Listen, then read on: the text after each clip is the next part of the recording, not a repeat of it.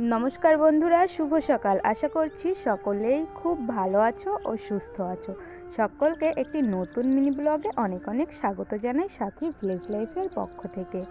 তো এই যে দেখুন, একদম মাঠ থেকে তুলে আনা একেবারে টাটকা পাটের শাক নিয়ে আজ সকালে সমস্ত কাজ করে এই যে বসেছি।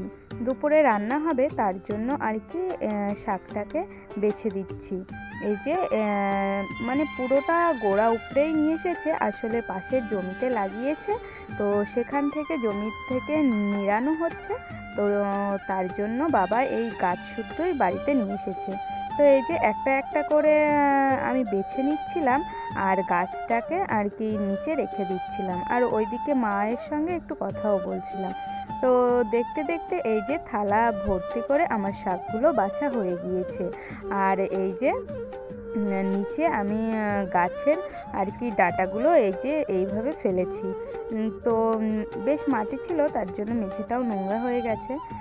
তো এই যে দেখুন, আরও এক ধরনের শাক নিয়ে এসেছে, আর এই হচ্ছে গেমা শাক। আজকে অনেক শাকের আইটেম হবে।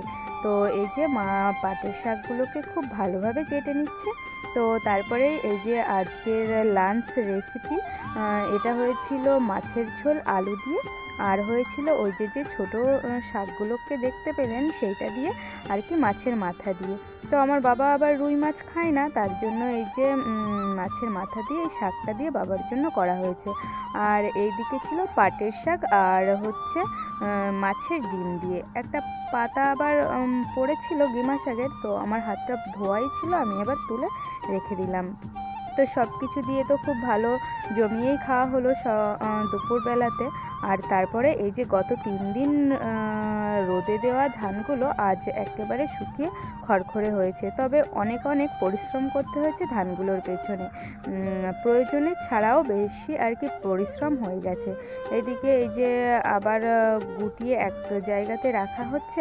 তো সব কিছু মিলিয়ে এতটুকুই ছিল ব্লগখানি। কেমন লাগলো সেটি অবশ্যই কমেন্ট করে জানাতে ভুলবেন না। সকলে ভালো থাকবেন, সুস্থ থাকবেন। আবারও খুব শিগগিরই দেখা হবে একটি নতুন মিনি ব্লগের সঙ্গে।